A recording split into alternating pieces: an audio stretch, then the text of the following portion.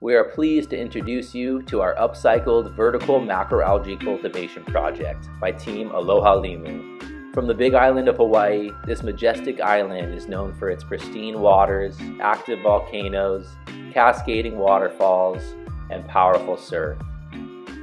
Located on the east side of the Big Island, our project was initiated at the Pacific Aquaculture and Coastal Resources Center in Hilo. This center is a hub for aquaculture enthusiasts, academics, and serves as an educational institute through the University of Hawaii.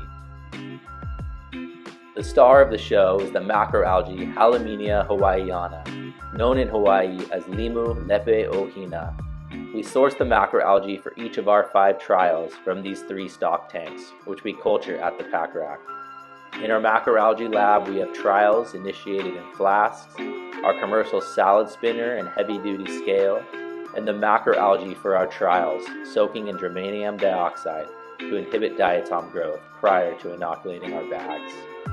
Our concept was born by utilizing old microalgae culture cages and unused bags from the microalgae culture production on site. We restored an oyster fattening system site for our project. This involved laying new PVC pipe and cleaning the system, as you see Lauren testing the lines for bleach.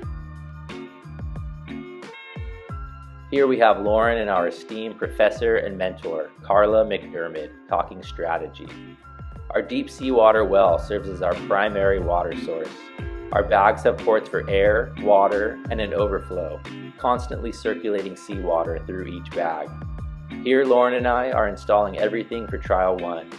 The manifold distributes air evenly throughout the system to ensure proper circulation and aeration. The 360-degree design allows for maximum and evenly distributed light exposure to all of the bags. We then add 560 grams of Halymenia per bag.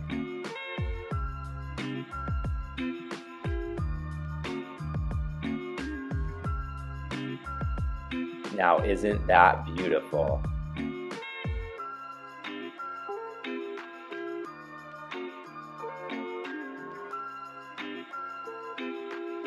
We used F/2 fertilizer as a supplement, as our seawater is not very mineral rich. The process of adding supplemental nutrients caused excessive diatom growth, although this did not affect the quality of the Halymenia or inhibit its growth to a large extent. Our first system used seawater, which was filtered through ultrafilters, cartridge filters, and UV prior to use. But we decided to go to Plan B and use an existing out-of-service microalgae system to compare results. Here's Lauren preparing the system to be cleaned prior to use. This system proved to have similar results, although for this trial we compared fertilized versus unfertilized bags. Diatom growth was slower in the unfertilized bags. Due to the diatom growth, we did not experiment with recycling the seawater from the overflow back into the bags. Our harvest method was efficient, although we were not able to reuse the bags since we cut them at the bottom for harvest. The Halymenia looked beautiful for each of our 5 trials, and we had various growth rates over each 3-week trial period, with some bags reaching over a kilo of growth in just 3 weeks. We'll try another approach and mix our own fertilizer, which excludes silica. This should help minimize diatom growth.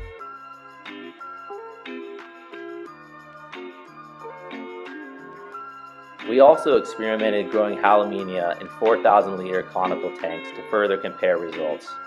Overall, our vertical bag experiment went exceptionally well, and we had successful and increased growth rates throughout our 5 trials.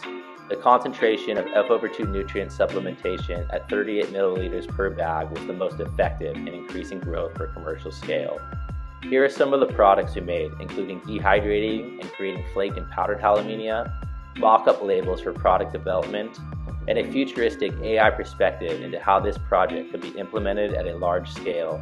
The goal is to have macroalgae growing in even arid regions of the world. Thank you for this amazing opportunity, and we hope to continue on to phase 2 so we can continue to grow and scale macroalgae production in Hawaii and beyond our shores.